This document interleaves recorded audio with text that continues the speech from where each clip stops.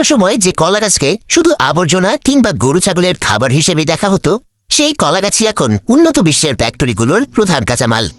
ফেলে দেয়া আবর্জনা থেকে একটা কলা গাছ কিভাবে ফ্যাক্টরির মিলিয়ন ডলারের কাঁচামালে পরিণত হয়, সেই গল্পটাই শোনাবো আজ।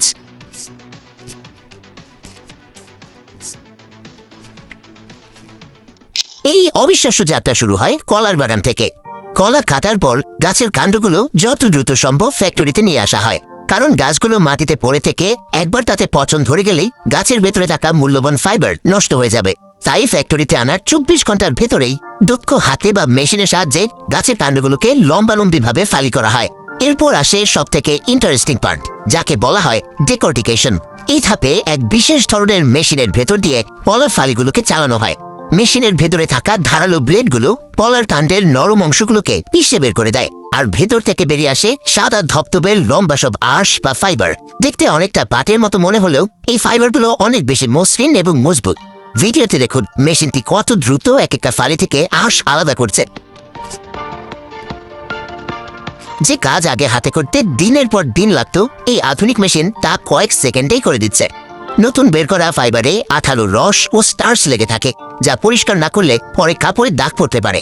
তাই এই ফাইবারগুলো ভালোভাবে ধোয়া হয়, কখনো শুধু পরিষ্কার পানি দিয়ে, আবার কখনো হালকা ক্ষারযুক্ত দ্রবণ ব্যবহার করে।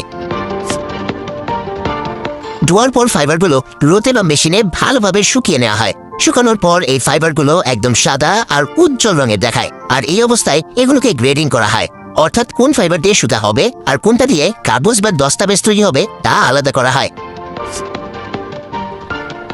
শুকনো ফাইবারগুলোকে এবার পাঠানো হয় স্পিনিং ইউনিটে।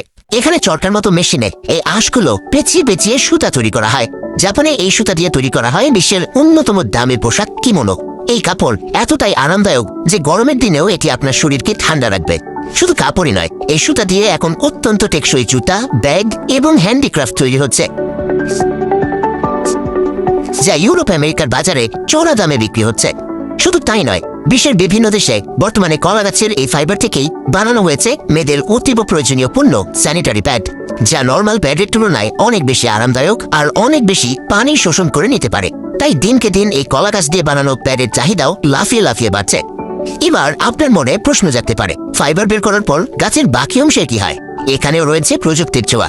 কলার রস এবং অবশিষ্টাংশ থেকে তৈরি করা হয় উচ্চমানের জৈব সার এবং লিকুইড ফার্টিলাইজার, অর্থাৎ কলা গাছের এক ফোঁটাও অপচয় হয় না, আর একে বলে জিরো ওয়েস্ট প্রোডাকশন।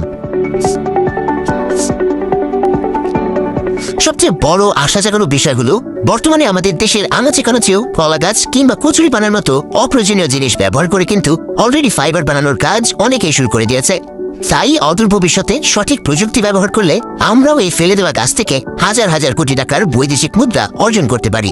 তো আপনার কাছে কোন কাপড় বেশি পছন্দ, কলার ফাইবার দিয়ে বানানো কাপড় নাকি গার্মেন্টস ফ্যাক্টরিতে বানানো কাপড়? কমেন্টে জানাতে পারেন আপনার মতামত।